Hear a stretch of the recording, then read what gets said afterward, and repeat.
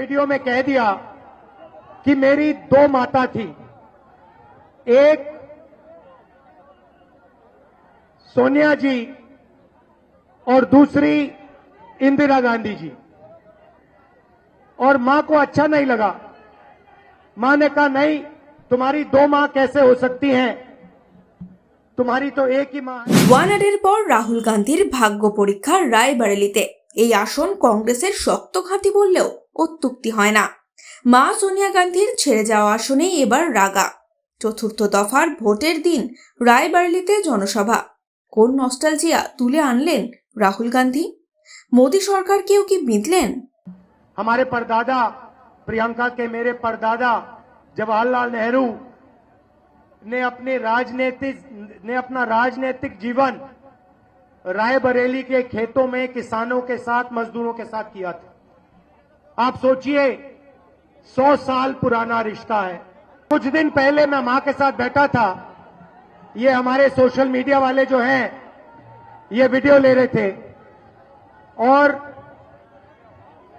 मैंने मां से कहा कि 1-2 साल पहले मैंने एक वीडियो में कह दिया कि मेरी दो माता थी, एक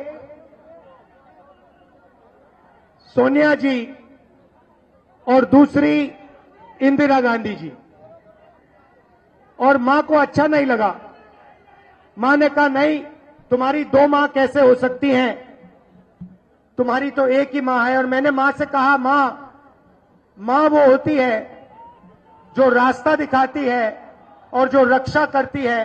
आपने मुझे रास्ता दिखाया, आपने मेरी रक्षा की, मगर इंदिरा गांधी जी ने भी मुझे रास्ता दिखाया, मेरी रक्षा की। तो अब मैं आपसे ये क्यों कह रहा हूं, क्योंकि मेरी दोनों माताओं की ये कर्मभूमि है और इसीलिए मैं यहां रायबरेली से चुनाव लड़ने आया हूं।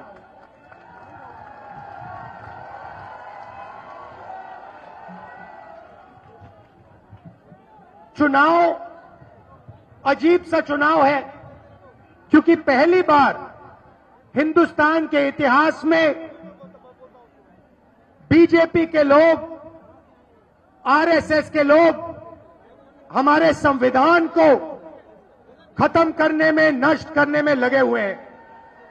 इनके नेताओं ने साफ कहा है कि हम अगर चुनाव जीतेंगे तो कॉन्स्टिट्यूशन को बदल देंगे, फाड़ के फेंक देंगे। अब भाई और बहनों,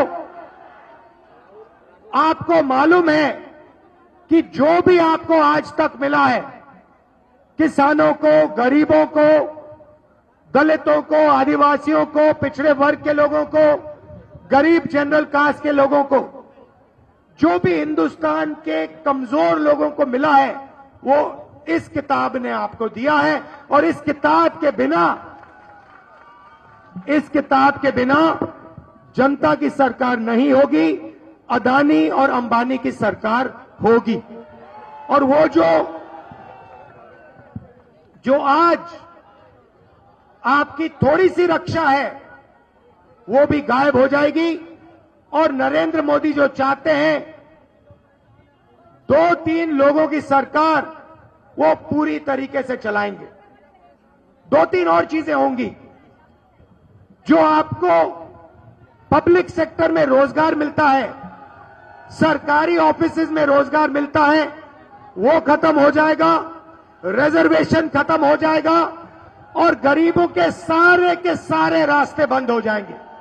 भैया थोड़ा शांत हो जाए, थोड़ा शांत हो जाए, बोलने दीजिए, शांत हो जाइए, डिस्टर्ब मत कीजिए।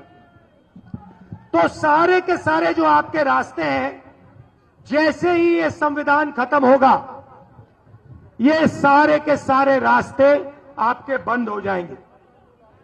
और लड़ाई इसी बात की है। लड़ाई संविधान को बचाने की है, लड़ाई किसानों को अधिकार दिलवाने की है, गरीबों की रक्षा करने की है।